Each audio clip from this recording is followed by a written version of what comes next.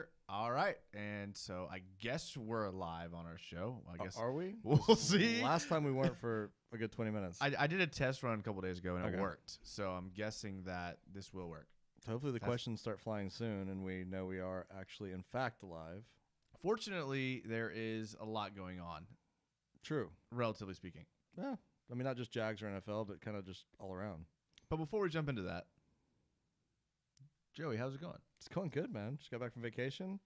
Big props to Siesta Key. I'd recommend anybody go there, other than the 111-degree heat index and the major forehead sunburn. I've got my hat pulled down low. Couldn't even wear a hat yesterday. It hurt so bad. So I'm doing better. Siesta Key is where for our friends not in Florida? I did not know. It is Florida, but it is like the Gulf Coast of Florida, like south, I guess, West Florida.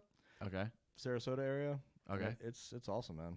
Okay. Like highly recommend. Highly recommended? Yeah. Okay. You know, I had a weird thought today when I was thinking about us doing here, and it's a weird question, and out of nowhere. No, I like this. Like a light bulb just went off. No, I was thinking about this earlier today. Like, your name's Joey. Does anyone call you Joseph? No, not at all. Well, I take that back. People at work do that don't know me because my email is Joseph, and I've got to put that in my signature. Okay. So I'll get like the random emails from another department. We're like, hello, Joseph. Yeah, hello, Joseph. Or Joseph, thank you for helping out. I'm like, yeah. But I'm also a third. So like my grandpa was Joe Sr. My dad is Big Joe because he's giant. And then Joey just stuck with me because they already had Joe. So, right. Right. Yeah. That happens sometimes when you have legacy type names like that. Exactly. Okay. I was wondering that. It's a good question. If anyone asked you that. Very good question. Well, now that we got that out of the way, we can pump the real stuff. That's our social media. Yes. Jaguars _United on Twitter. Jaguars United _ Instagram. All of those things you can find us on. We are live. We are working. So if you had any questions about it, we are, in fact, live. Nice. So you got the pop-up. Yeah. So Elliot Crabtree, what's up, guys? What's up, Elliot? I'm glad you're here. We're going to probably talk about Ngakoue right off the rip, but if there's anything else you guys want to talk about, let us know. But I just think this story that came out about Ngakoue is very intriguing to me. About Ngakoue or about his agent? About the whole thing. I'm going to fix my mic real quick. So, I mean, if you're watching on our live show, I'm not freaking out. I'm just trying to get my mic set right. You'd think I would do that before we started. After doing this for 2 years, you'd think we'd have this figured out. Well, it's knobs and twisty things. Things like that. So the news came out with Ngakoue basically firing his agent. That was the news, right? That's what Ngakoue reported. Right. So there's a 5-day grace period where he has to basically can't hire. I wonder why is that rule even in effect? I would love to know why that rule is even in effect. Is it so there's no collusion between other agents swooping in, or I have no idea. Yeah, it makes it weird to me, but he's got to wait 5 days. Okay. He's going to be going on his third agent, which is never a good sign. Like a kid that's at multiple high schools, it's never a good sign, right? Well, that kid that used to be everybody's best friend. Exactly. That was me. I used to be everyone's best friend, and now I have none. You're not Jan. Come on now. Way smarter than that. I mean, do you honestly believe he fired his agent? So here's the rumor on Twitter. And this was broke by Dilla. And if anyone knows who Dilla is, he's a guy who occasionally will break stories. Yeah, unaware of Dilla, but yeah, I mean, I like Dilla. I like everything they do. But he does. I mean, they do put out a bunch of stories. So okay. I mean, some are true and some aren't. Some we never know. Just wanted to preface it for you before I tell you what it said. And basically, it was that Dave made a pretty good offer, and then the agent turned it down without telling Jan, and that's why he was fired. That's funny because I'm hearing the exact opposite of that, is that the agent kept telling Jan to sign the dang deals, and Jan wouldn't listen to him, so the agent fired Jan. And Jan's saving face by saying that he fired his agent. But it's just him just time and time again, making horrible decisions, and the agent just being fed up and saying, I'm done with you, dude. So the agent, Ari Nissim, he's a pretty prevalent agent. He represents a lot of high-profile athletes. Do you think that's what happened? Absolutely, 1,000%. I mean, that would make way more sense than Jan firing his third agent.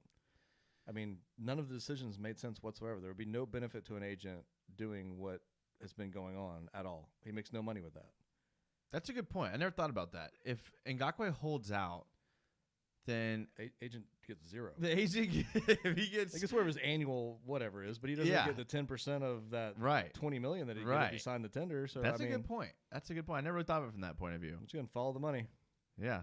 So, wow, that's an interesting point. I like Joey's theory. I like your theory better than the rumor that's out there. So, basically, Caldwell came out and said in a video conference with the media that he's been in contact with Ngakoue, quote, the last couple of days. Caldwell offered an olive branch by saying Ngakoue deserves the right to explore options other than playing for the Jags. And that's what the newspaper reported today. Yeah, and Marone also said the same thing. He had a little snippet today saying that he doesn't want to speak for Jan, but he has spoken to Jan, and he feels strongly that he's going to play for the Jags this year. So, I mean, if you look back on it, again, the Jags want him to play for him. He's a good player. Mm-hmm. It's another year, and he's gone anyway. But this is the ideal, spin on things to save face for Jan. He can blame everything on the agent that, quotation marks, he fired, come back, sign his tender, play his butt off, and go into another team next year and actually look okay. So I really think that's what's going to happen. So you think, I'm following your storyline here, Ari Nissim fires Ngakoue, basically saying, if you're not going to sign, I'm not going to waste my time. Yes. And then that gave Ngakoue a light bulb moment to where now he's going to sign. Yes. Okay. Absolutely. And it's not like Ari's going to come back and contest that, because then that just looks crappy to his other clients and everything. So, I mean, he'd let it go and move on. Man, that's a lot of money. I mean, you're talking 5% of $17 million. I mean, that's half a million. That's over half. That's almost $1 million right there.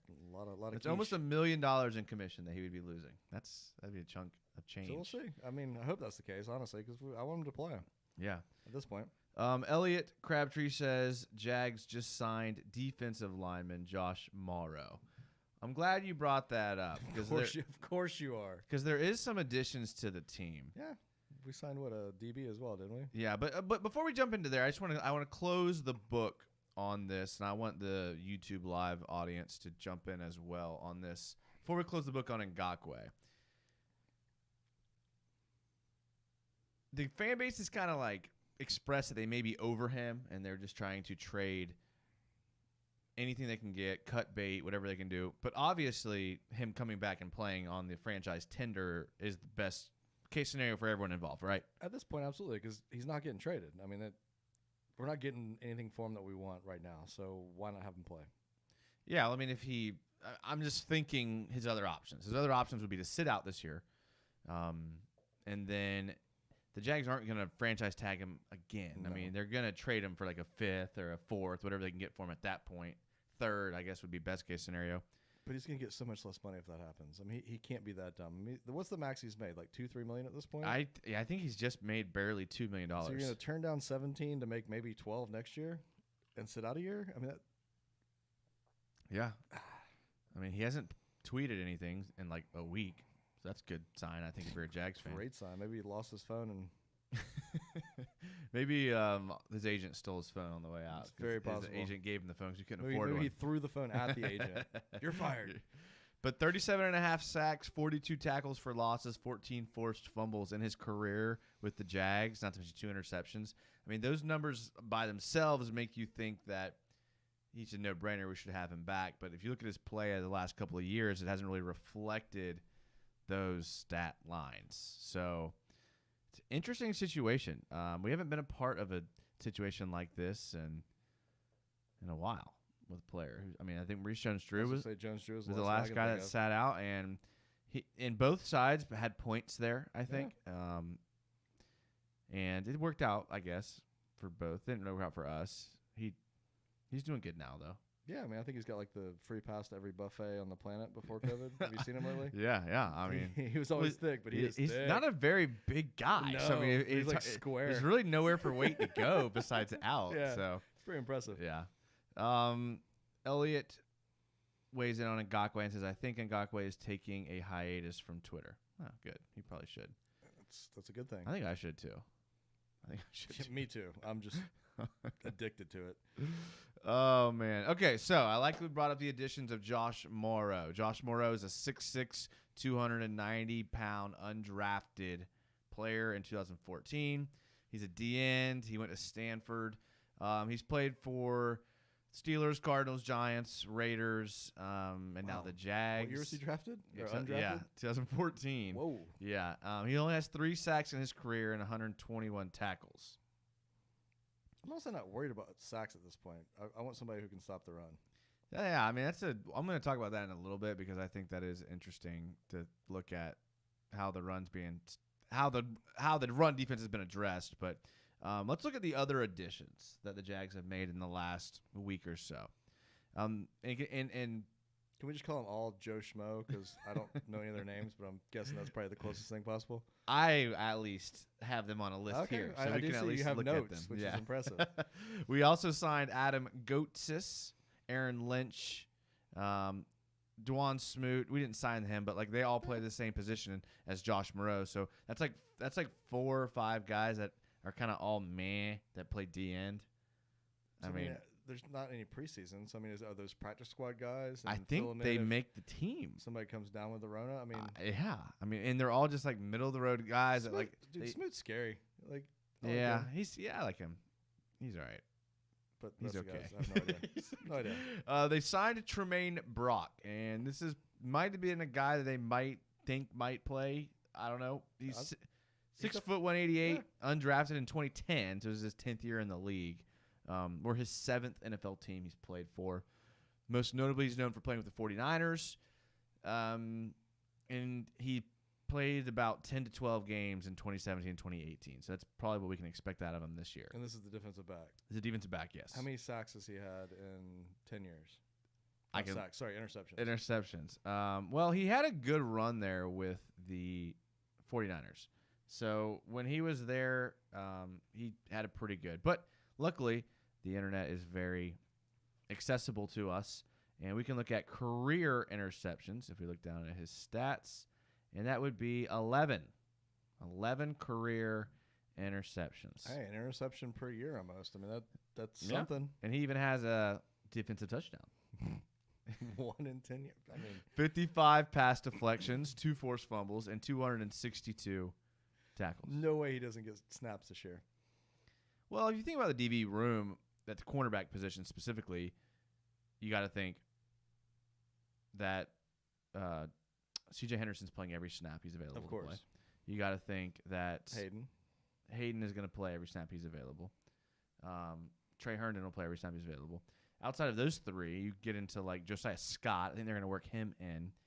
I wouldn't be surprised, honestly, if they put Quincy Williams in that nickel spot. I know people are not thinking that, and he's probably can't cover the outs or the verticals, but if you have safety help and you give up the out, he can help you in the short game. Or, yeah, I mean, if somebody just catches the ball and he spears the heck out of him, yeah, I mean, that's they true. might be out for the rest of the game. Yeah. So, game plan. But, yeah, I mean, we'll see. He could.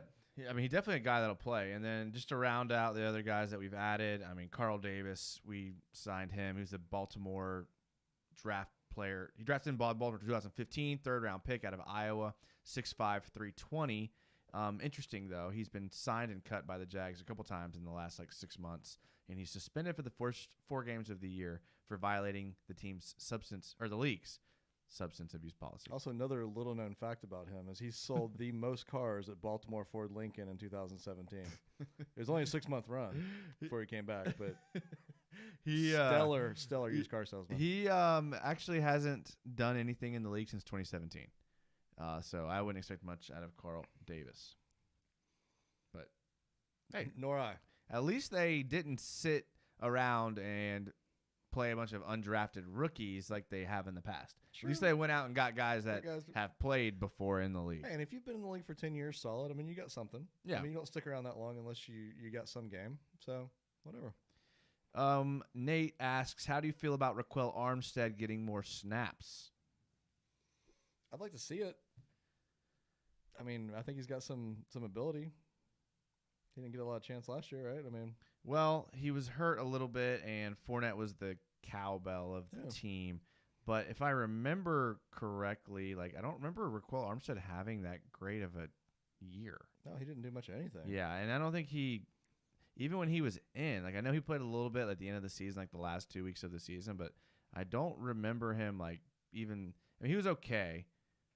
He was okay. What did he do in that last game where Fournette was hurt or was out for whatever reason? I mean, he did okay. He did fine. Who was the other back that was playing? I mean, they just had. I mean, they won those games, but I pulled up his PFF grade because that kind of gives me at least like information about him. I mean, a 55 PFF grade. Let's see how many. I mean, I knew he was a rookie out of Temple. There's gonna be a huge learning curve when you're coming from there. He played 145 snaps in the backfield, and then like maybe like 5 more snaps somewhere else, and then 9 snaps in kick coverage, 78 snaps in kick return. He's kind of a special teams guy. I don't know. For me, I don't get a lot out of Rick Armstead, and you got to think they added Chris Thompson.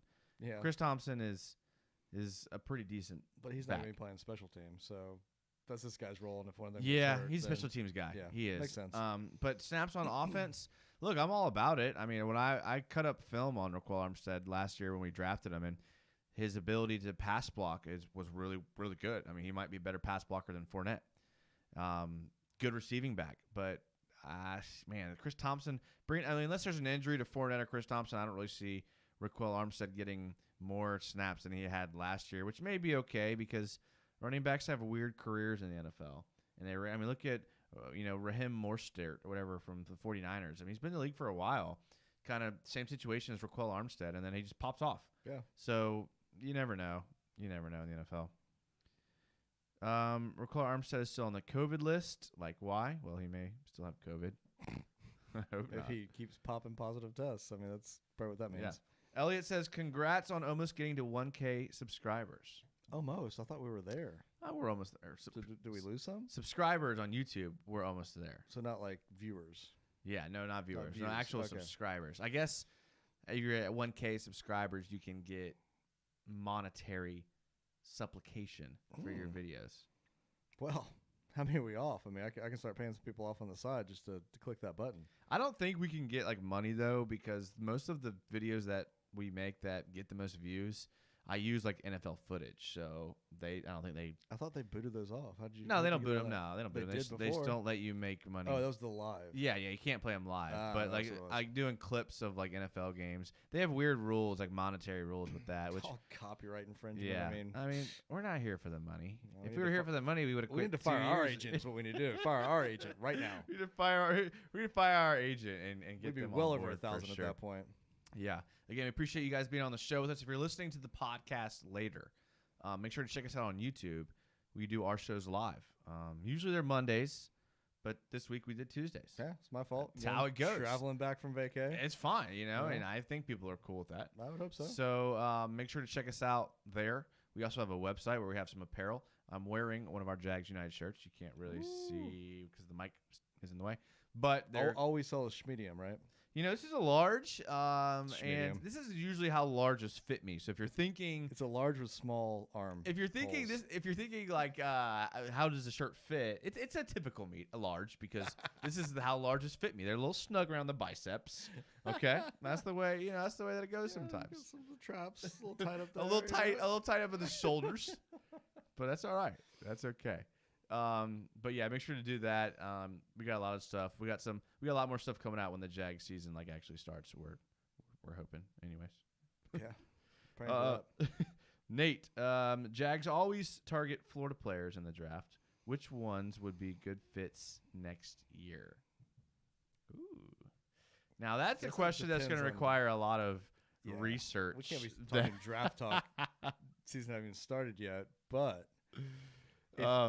If we win a few games and Fields and Lawrence are out of the picture. Oh no! Don't Kyle say it. Trask would look great in some teal. Don't say it, Joe. Are you kidding me? He's a perfect quarterback for us. I don't like Kyle Trask. That's because you don't know Kyle Trask. Think about like the quarterbacks that have been through Florida that like didn't stay at Florida. Whether it's like a Will Grier or like Cam Newton.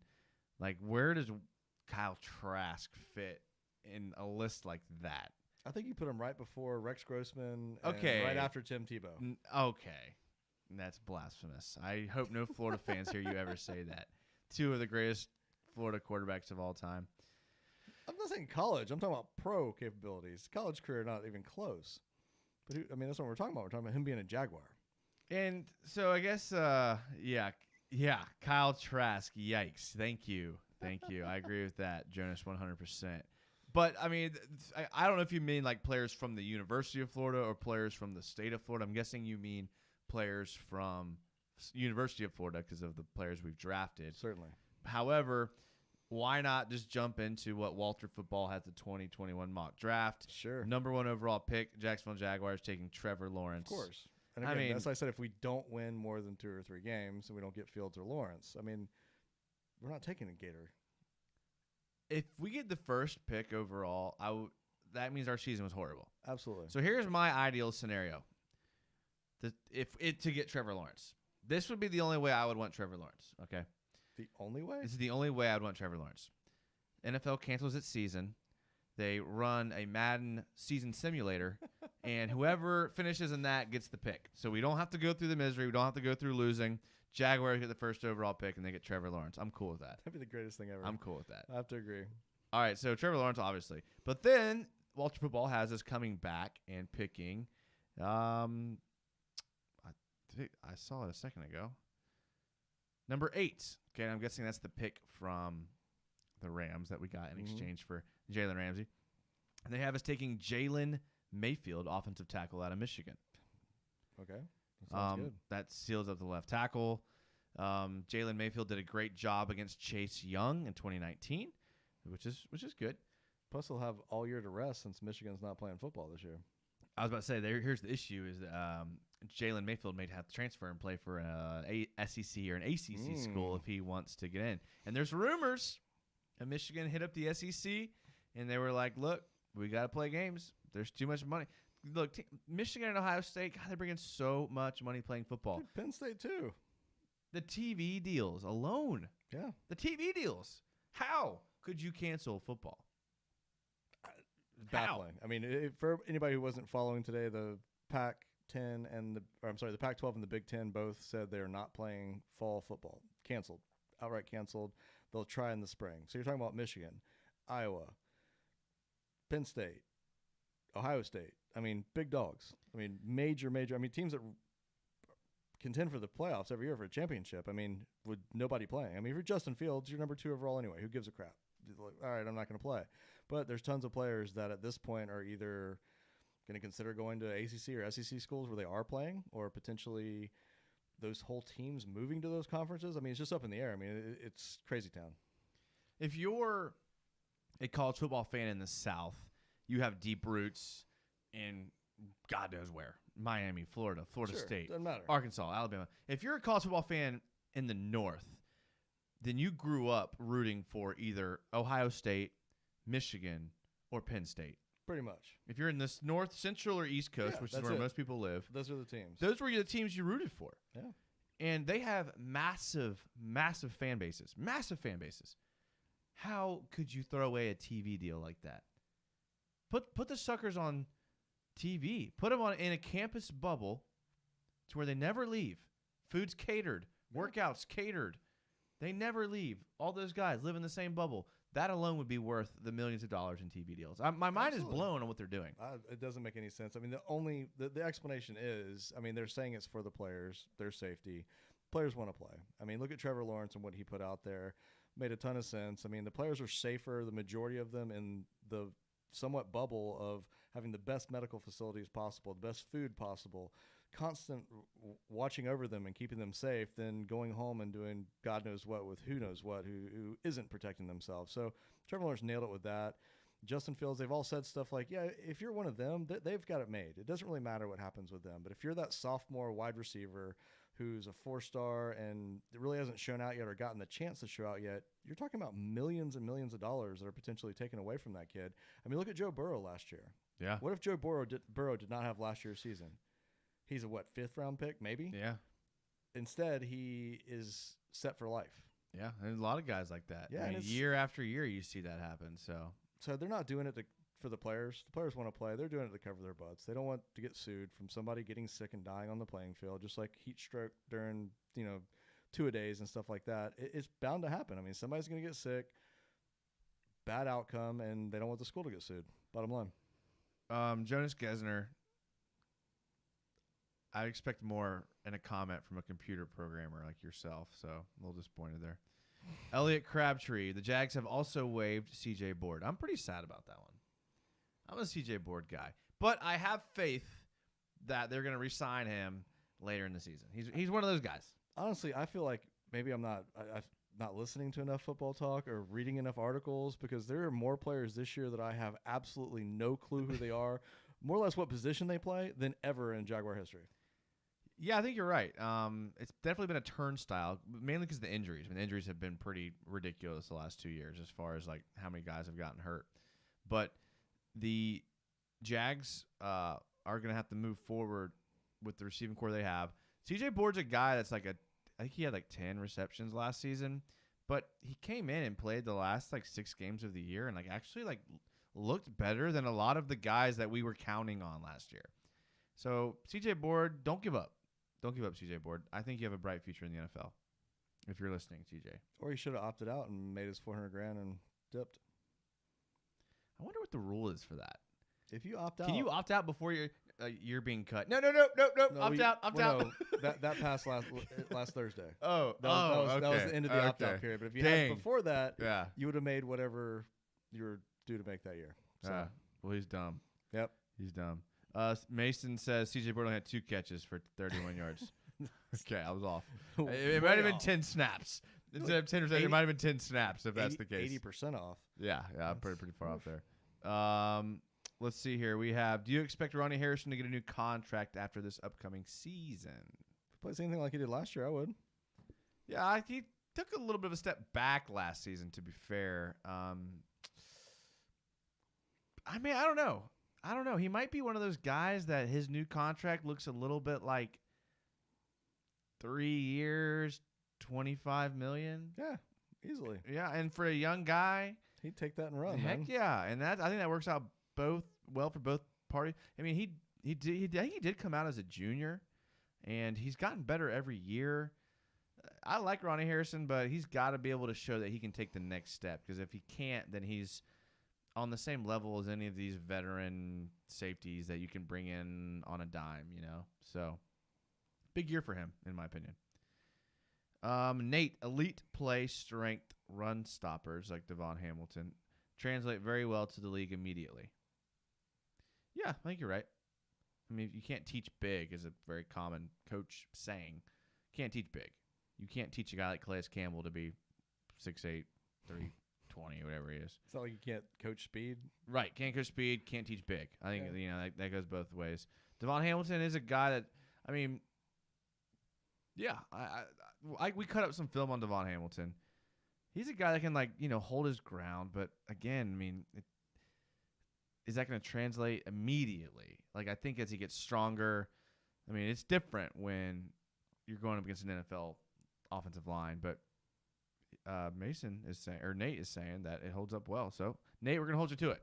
I hope it does. I mean, it'd have to better our situation. Right? Yeah. I mean, we kind of teased a little bit earlier, and I wouldn't even say it's a tease. It was just something I said I wanted to bring up later, is did the Jags do enough to address the run-stopping issues they had last year?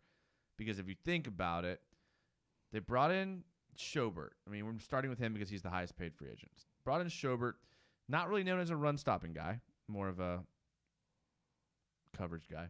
He's also an organizational guy. He'll have the guys in the right positions based on what he thinks the offense is going to do, which translates. So, and signing him does move Miles Jack over to weak side backer, which we think will help against the run. We hope, but not really a direct upgrade, especially when you lost a guy like Calais Campbell. Yeah, you don't know if you're gonna have a guy like Ngakoue, who wasn't necessarily strong against the run.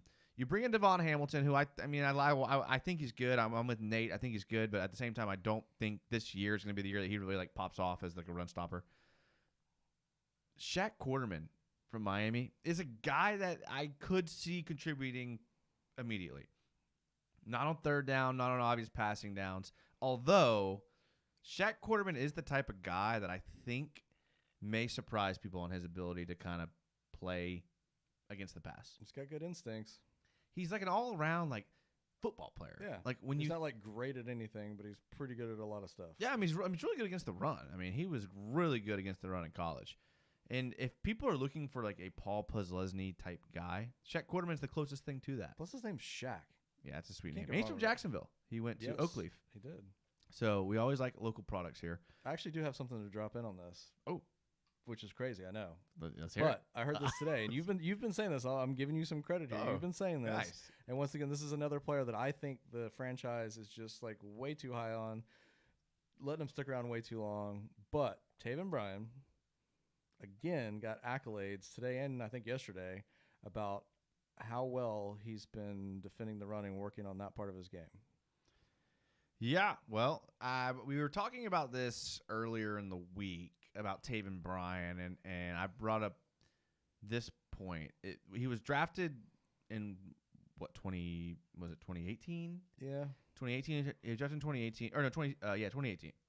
After they made the 2017 run. Yes. If he's a project guy, and he was drafted as a project, which you want to take in the first round, right? Oh, late. He was late first round, to be fair, but he was a project guy. How many years does it take a project guy to become like a? Where you think 3?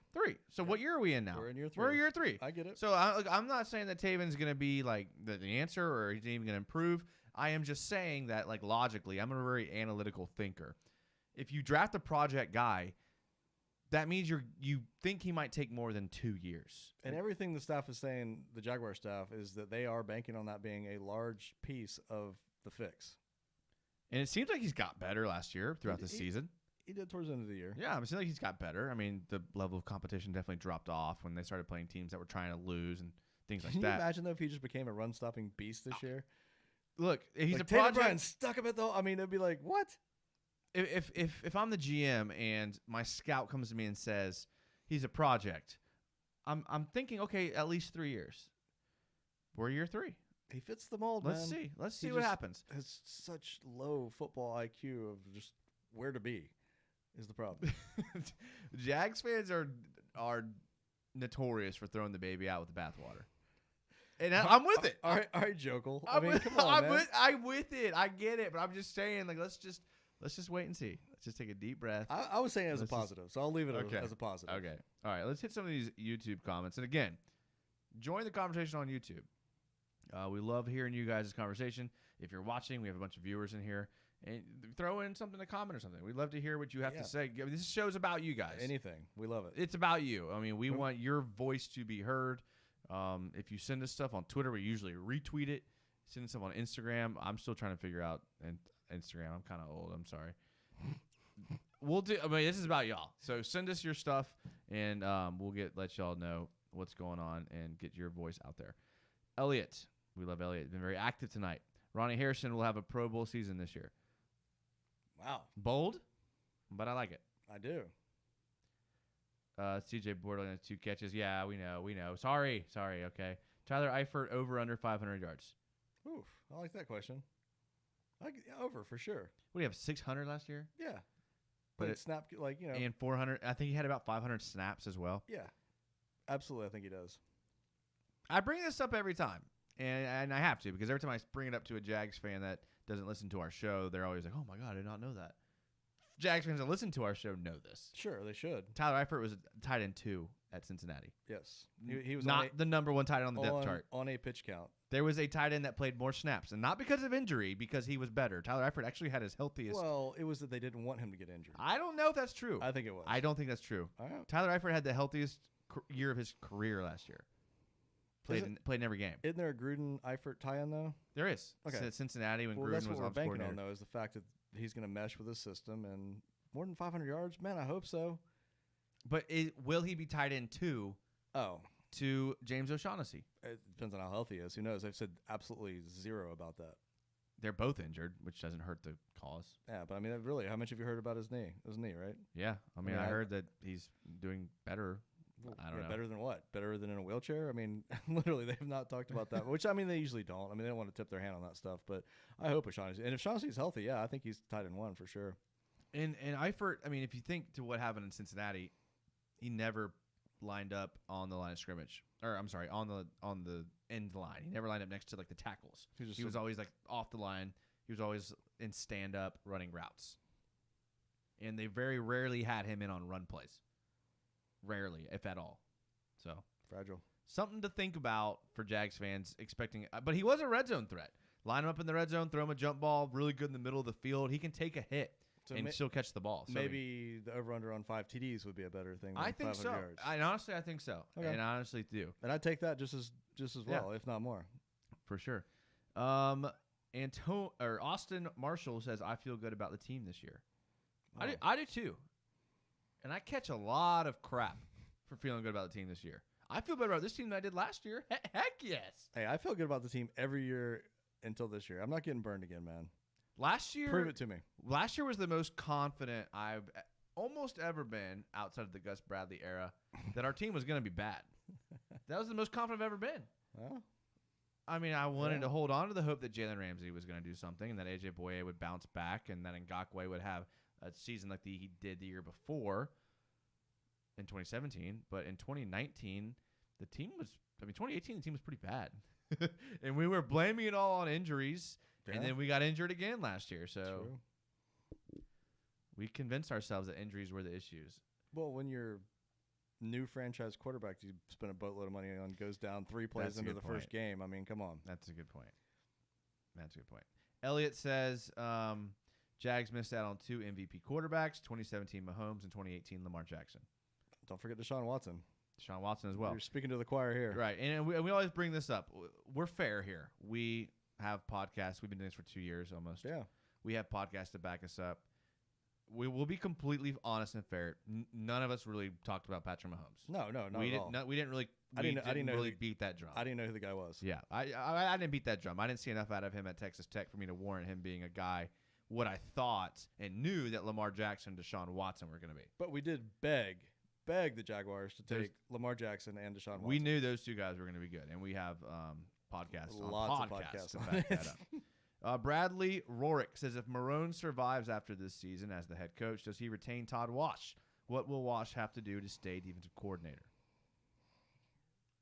I think they're both gone because Gruden's going to take over and bring in whatever defensive coordinator he wants. So, here's how it's going to go.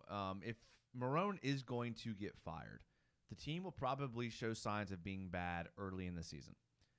Because of that, Todd Wash will probably be the first guy to go. He'll be the scapegoat, right? For sure. Week 6, week 8, that's usually how it works. Week 10, if he's lucky. Yeah. Wash is gone, and if that happens, that's a dead ringer. Marrone's probably gone. Agreed. But if they can kind of stay 500, win loss, they can keep him around, finish season 8-8. Then I think Todd Wash gets retained because he has a lot of respect amongst coaching circles. I know he got some flack from A.J. Boye, but he has a lot of respect in coaching circles. And typically, coaches and GMs look at it as Jimmys and Joes, not X's and O's, because most coaches speak the same language, know the same things. I'm not as hard on Todd Wash as a lot of people are. So, I mean, what do you expect? He didn't have Boye. He didn't have Ramsey. He had Miles Jack playing out of position. He had Ngakoue playing horrible. Darius got injured. Campbell's getting older. But, I mean, Campbell played well. I mean, he had Campbell. Campbell was the one bright spot he had. You couldn't rely on him for every snap anymore. I mean, yeah. I mean, Tayshaun Gibson and Barry Church dropped off like a freaking cliff. I mean, yeah, Barry Church got like as slow as I am. Yeah, it was like one game. Yeah, how that happens, I have no idea. Yeah. Jags fan Rick says, looks like our first round pick has some quick moves. He could be talking about K'Lavon Chaisson or he could be talking about C.J. Henderson. Either way, but I they're think both really athletic. Chaisson's probably who he's referring to. They're both really athletic. I mean, I know people love to pump up whatever they can with the Jags, but I mean, there's lots of people talking about him being like special. I think he's not a project guy. He's just raw. But he's raw. Yeah. And that's what everyone's saying about Taven. And I was talking about this last time. There's a lot of similarities between ways people were describing Taven Bryan and the way people were describing Clavon Chason. A couple years away, kind of a project, raw, athletic, needs to learn the game. Just throwing shade. Well, the stats that Chason put up at LSU were just way better than Taven Bryant's. So that's like the saving grace. Yeah, he actually did something in college that was proven. Right. Let's see here. We have Elliot says DJ Chark is the best receiver in the AFC South now that DeAndre Hopkins is gone. Ooh, no T.Y. Hilton? What? T.Y. Hilton's good. Hopkins is good, or was good. Chark is good. Let's see here. The Titans got a bunch of young receivers that could just randomly pop off.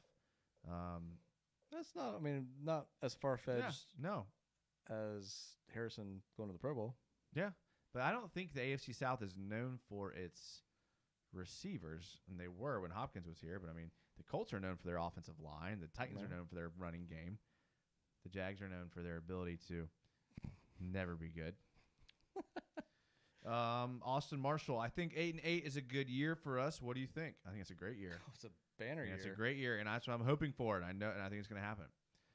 Jags fan Rick agrees with something. He says that something. 8-8, we're going 16-0. Says Elliot. That's not happening. I did project our record in 2018 to be 14-2.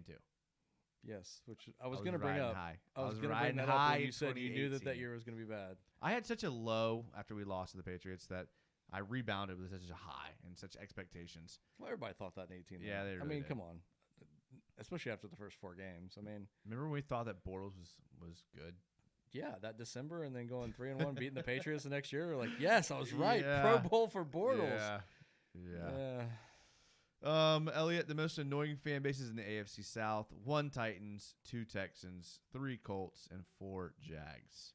Well, that would probably depend on who you ask, but I think if you averaged all the answers, we'll go with Joey. Joey, who's the most annoying fan base in the AFC South? By far the Titans. I don't think any of the other fan bases are annoying at all, honestly. I hate the Colts and not a fan of the Texans, but Titans are really the only annoying fan base, in my opinion. Titans are annoying as hell. Beautiful city, though. I was in Nashville recently. Oh, that's awesome. Man, I wish the Jags had a downtown setup. Dude, the way their downtown is set up is nasty. Yeah, I do like that. The fans are super annoying. I did go to Nashville recently. This summer I got to go. I stopped there on the way to somewhere else and went to a Brazilian steakhouse. Ooh, I've only been there one time. It was awesome, though. If you've never been to a Brazilian steakhouse, it is life changing. It really is. I will say though, ask or find out the rules of the card flippage prior to sitting down and eating.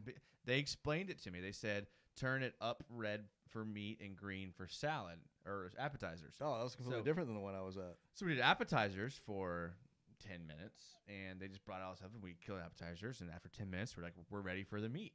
We flipped it up to the meat, and what I didn't know as a Brazilian steakhouse amateur, they bring the cheap stuff first. No, is that they bring you an onslaught of everything they have while it's up. Gotcha. So my plate is full of meat, and I'm getting different types of meat still brought to my table, and I felt rude saying no, so I'm just stacking. So I'm pounding different types of meat. I don't know if I'm eating lamb, steak, what type. I'm just pounding it, trying to make room. This is good. And then after 30 minutes total in the restaurant, I am stuffed to capacity, and I am now spending $150, and I've been to this restaurant for 30 minutes. Where I went, it was a little bit different. They had like the salad bar and the appetizers and all that off to the side, and you got that as you wanted.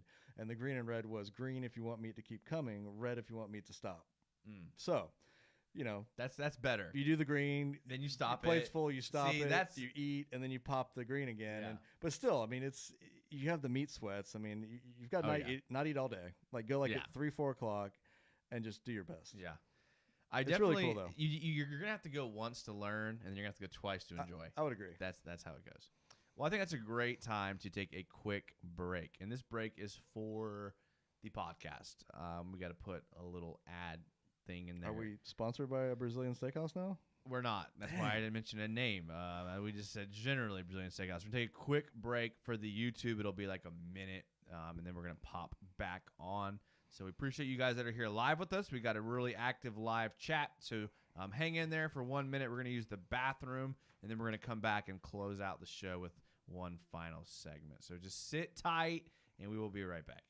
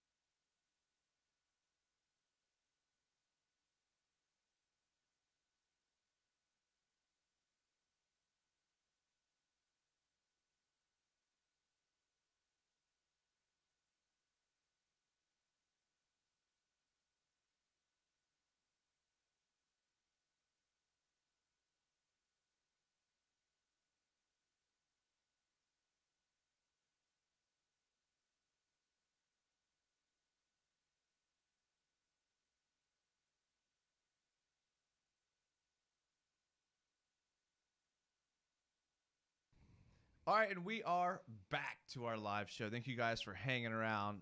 We love talking to you guys. We love being a part of the conversation. Here with Joey tonight. Yes, and, sir. We've been having a good time so far. Yeah, so man, if you jumped in late, then go back and watch it. What were you going to say, Joey? I was going to say we've kind of been like all over the place, but all over the place good. Like we've hit on like a lot of very important points. Yeah, I mean, that's kind of how our live shows have become. That's how they are. You get like an honest, true reaction to like everything. Yeah. Sometimes they're horrible, sometimes they're gold. Yeah, but which is it's great. Fun. Yeah, absolutely. We love it. So we love doing it. Thanks, guys, for hanging around. Check out the social media. Check out the Twitter. Check out the Instagram, the website, all that crap. All right. I'm gonna try to catch up on some of these YouTube comments. They are piling up. I do want to hit them. Let's try to hit it from the top.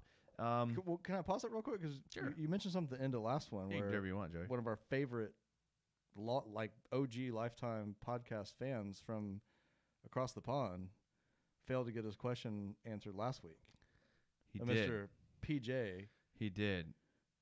We have Patrick Jackson, one of our favorite listeners. Like, you don't need to ask his question. I just think you need to apologize. Is kind of what I was getting at. Yeah, I mean, I did. I'm sorry. And Patrick can't. He's one of our UK fans. We have a lot of UK fans, and they can't watch the live show because of the time difference. I mean, they got to sleep. They got to sleep. Yeah, like they have jobs. They got to work and things like that. Imagine that. But yeah, I mean, to the UK fans, hit us up on Twitter, and we'll try to get to them.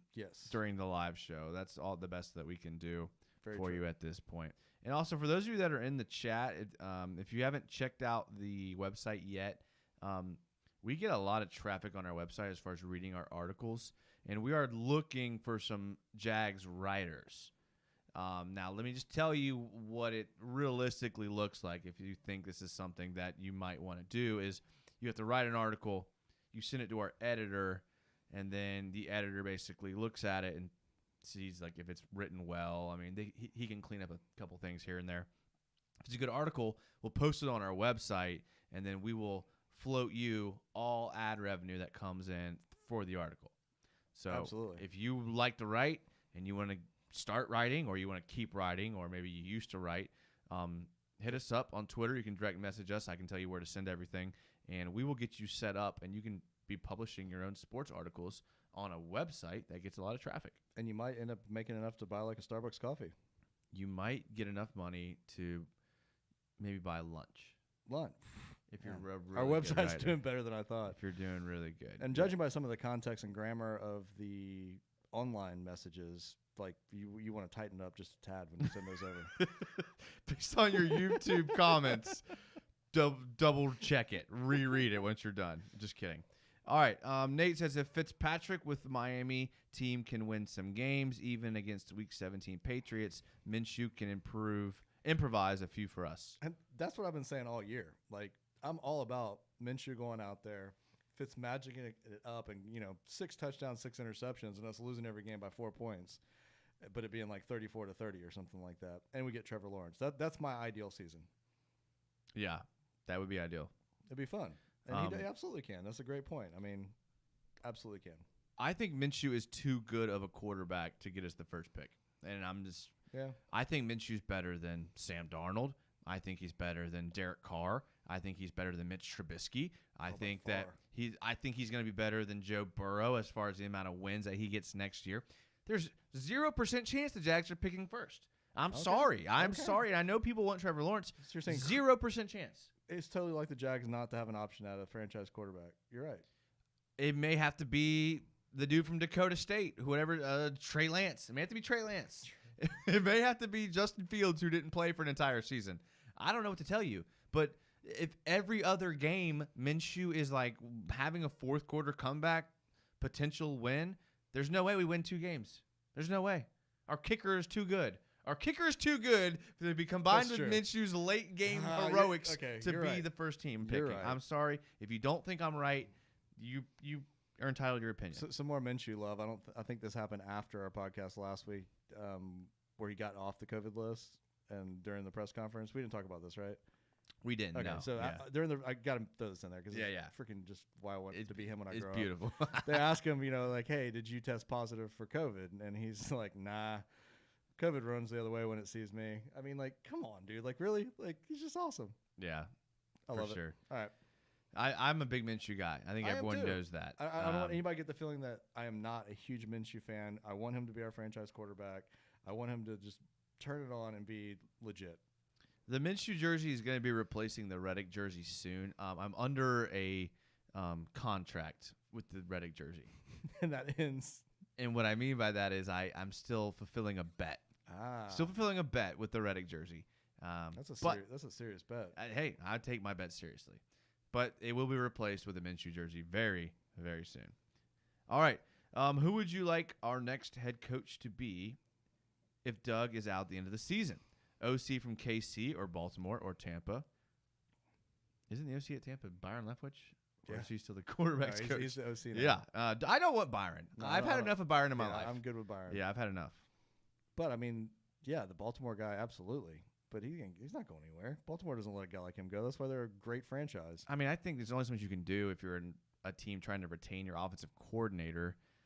I think Baltimore could leave, but I think they're setting it up for Jay Gruden to take the job. I think it's absolutely. I mean, the writing's on the wall. Yeah, I mean, it's what they've been trying to do the whole time. This is a lame duck season for Marone. Yeah, good. That's fine. I'm cool with that. I am too. I like Marone, but whatever. I'm cool with Gruden. Yeah. I'm having mic issues again. If you're watching the live show, it's never ending. I mean, hey man, problems like that start happening once you hit. You know, you spend a little bit more money on a mic stand and a mic, and you think that it would hold up during a live show. And that's the thing. In Jason's defense, like these are really, really nice. Like really nice. Yeah. So like, what do you have to do? Like, what do you? I don't know. Let's move on. Okay. Minshew will take a giant step this year, says Jags fan Rick. In his opinion, I agree, and I think I've made that clear that I also agree with you. Elliot says I hate the Titans and I don't hate the Colts or the Texans though. Yeah, I would agree with that. You have to hate the Titans being a Jag fan. Like it's physically impossible for you not to hate the Titans. So this is a little weird. I've been a Jags fan my entire life, Joey. I think you have too. Absolutely. There was a time when the Colts were the enemy. When Peyton Manning yes. is the bane of my existence. I hate Peyton Manning. I always have hated Peyton Manning. I've made that clear over the years. I hate Peyton Manning. He's hilarious on commercials. He was great in the golf tournament with Tom Brady. I hate him as a player. So I think the difference is, though, I can appreciate the greatness of Peyton Manning as a quarterback and as a comedic genius at this point. Yeah, at this point. So I don't hate them as much as I do the Titans. We would be in the Super Bowl if it wasn't for the Titans. And that's true. That's true, and that's going back to like '98. But like I grind my teeth when I see Peyton Manning in that Colts uniform because the Jags had no answer for him ever. Plus, they were really good, really good. The Titans are never really good. They just kick our butt all the time. Yeah, that's true. Titans kind of used to be kind of slick when they had like Kevin Dyson and Steve McNair and Eddie George and Frank Wycheck and all those guys. Elliot asks, how many Jags players have you met? Oh, that's a great question. A lot. I've met a lot. I would have to say David Gerard, Scobie, Tony Baselli. I have had the privilege of being in some great situations. Yeah, I mean, now that I think about it, I mean, there's some like lesser names. I would probably say 10 if I had to like throw a number out there straight off the top of my head. I mean, we go to church with one. I mean, let me put this for you for the 9 people that are listening. I coached on a high school coaching staff with Mark Brunell, Tony Baselli. He's cheat. Jeff Kopp, who was a special teams player / linebacker. I mean, I've been around some of these guys. Like they're big in the. I mean, I had a good time with Donovan Darius literally a couple days ago. Kyle Brady. I spoke to Kyle Brady today. Yeah. Literally today. Kyle Brady. Yeah. So I mean, what's the jacked up guy? What's his? Was it McManus? Yeah, McManus. I actually never met that guy, but he seems kind of crazy. Is awesome, man. Yeah, he's super cool. Youngin Sinju says, "I say 7 and 9. That's safe. That's a safe prediction. Safe for me. Man, you guys are like optimists. Golden pot. There's some bad teams out there, bro. And I don't think the Jags. I don't think the Jags got worse. I think they got better. We're still in the bottom 3 in the NFL. The biggest loss. No, I disagree. The biggest loss we had was Calais. It's the biggest loss. That's our biggest loss. And Boye doesn't mix in there. No, he was not that good last year. I mean, he could barely cover teams wide receiver 2s when Jalen was out there. Okay. I mean, he was good for what he was in 2017, but he was not a guy worth his contract. I'm sorry. The biggest loss was Calais Campbell, and we've added Tyler Eifert, we've added Chris Thompson, we've added Laviska Shenault, we've added young guys on defense. Okay, I'm gonna run with it. 7 and 9. Yeah, I want to be positive from now on because there's plenty of negative that's been repeated over and over again. Yeah, could be a negative, Joey. 7 and 9. That's positive as heck right there. Elliot Crabtree says UCF Jaguar or Jagging Off. Who would you prefer? To be fair, I've never seen a single video of Jagging Off. I don't know who that is. So I can't speak. Even if I did, though, I would have to say UCF Jaguar. That's our boy. Dude's solid. That's our boy. UCF's our boy. Minshew is better than Baker Mayfield. Minshew is better than a lot of quarterbacks. We just went through a list of them. Yeah, I'd give him that for sure. Yeah. Nate says Baker's got a better arm. Both have the moxie. Baker's moxie is like the fake moxie. His is like not natural. He's like that guy that's got to bow up like to prove himself at all times. Dude, Minshew's just comes from his loins. Baker's trying to be what Minshew is. Exactly. Baker wishes he was Gardner Minshew, and that's the bottom line. Think about where Baker was drafted. Think about his college resume, and think about what he did in the pros. He still pales in popularity to Gardner Minshew. And look at the people he had around him last year. I mean, like one of the best, most loaded offenses in like the history of the NFL, and didn't do better than Minshew. Minshew grew a mustache and competed with him for SportsCenter time last year. Yeah. Has Mayfield ever broke a hand to get another year eligibility? I think not. Yeah, exactly. Then there's continue to be debates about Baker and Minshew, which I get it. They're both it's a great comparison. They're both kind of short. They both play outside. But honestly, Baker plays outside the pocket way more than Minshew does. Minshew did out of necessity last year. Baker did it out of his game. Like, that's Baker's game is to get outside the pocket. Minshew did it because he didn't have an offensive line worth a damn last year. So she's got the same offensive line this year. So imagine keeping Minshew in the pocket and letting him just read defenses and throw. I mean, I can see the comparison though. They came out kind of near the same time. I mean, one was a late round pick, one was a first round pick. Yeah, I mean, I get the comparisons, but Minshew's way better. Yeah, all around. Jags fan Rick, I would take Minshew over him as he won 6 games versus Baker with less to work with. Yeah. So yeah, I mean. Look, there's a whole list of quarterbacks that I would take Minshew over. Well, this is a great segue into the money. Like Minshew is probably the best bargain in professional football next year. He's going to make $800,000. Unless yeah. I mean, not counting incentives and stuff like that, but I mean, just $800,000. You got to think Deshaun Watson's still pretty cheap.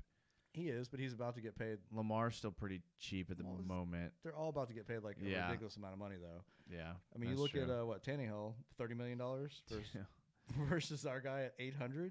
It just goes to show you what a halfway decent quarterback can get demand for in the NFL. It's insane. There's not that many elite quarterbacks. There's like 3, and then the drop off is huge. There's not that many like good quarterbacks. Yeah. Like we want to talk about like middle tier guys in the league. But the reality of it is, from year to year, those middle tier guys go from middle tier to worst in the league like that. Look at like the guys we talked about, like Derek Carr. Yeah. Talked about guys like Sam Darnold, Josh Allen. Where's he going to fall in all of this? Guys like that. Joe Burrow's still unproven. You got a guy like Tua. You got a guy like Ryan Tannehill, who everyone seems. I mean, there's a lot of middle of the road quarterbacks that could go either way. And Minshew's right in there with Mitch Trubisky's horrible. What's the New York guy? The Giants, Daniel Jones? No, New York Jets. Darnold. Oh, Darnold, yeah. sorry. Yeah, so they're all middle tier. I mean, I don't know. We'll see. Quarterback's a tricky situation this year in the entire league. It's Reese. Welcome to the chat. It's Reese. I think it's the first time we've heard from him, but welcome. A little late there, Reese. Are we sure it's a him? No. Reese could be a... Nah, I think it's a guy. I'd be willing to bet my Jaguars 6 wins on that.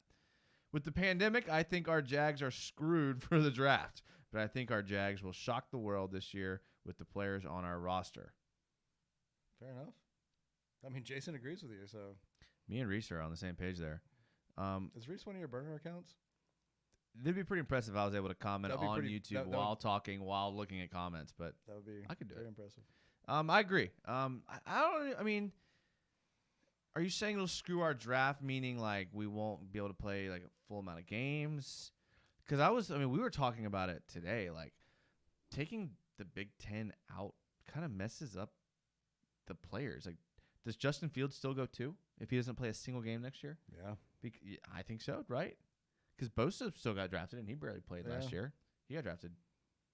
And you got players who mail it in their senior year as well. Don't play the bowl games. C.J. Henderson mailed it in last year. Not very much. I mean, C.J. Henderson, 2018 C.J. Henderson is competing with Jeff Okudah for that first corner pick. 2019 is like, I ain't getting hurt. Not getting drafted. 2019 C.J. Henderson's not even getting scouted.